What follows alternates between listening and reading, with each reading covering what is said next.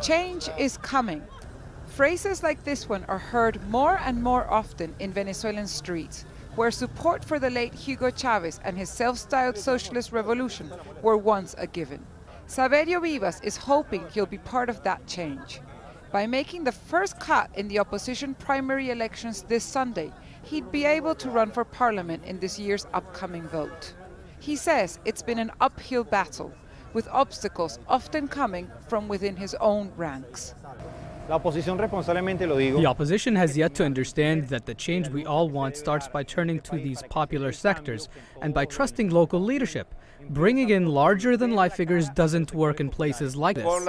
This week's vote is seen by many here as the first of many steps the opposition must take before regaining power from the Chavistas, as supporters of Hugo Chavez's are called. Chronic food shortages, crumbling infrastructure, and hour-long queues to buy the most basic of food items have eroded the popularity of Chavez's successor, President Nicolás Maduro.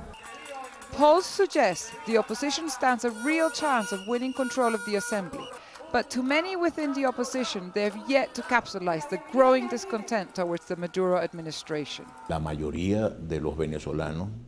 majority of Venezuelans have a disfavorable opinion of the government, but the opposition has yet to galvanize support because they lack a proposal that inspires people. The opposition protests, but they don't propose. Street protests last year reflected the population's discontent at soaring inflation and rampant crime. But they also saw crucial opposition figures jailed and revealed deep fissures within the coalition. Critics have mentioned that in addition to lacking a leader and a concrete message, the opposition can also often appear disbanded. There are those who criticize the coalition because they say we have too many leaders, and there are those who say we have no leaders. What we don't have and what we don't want are Masonic figures.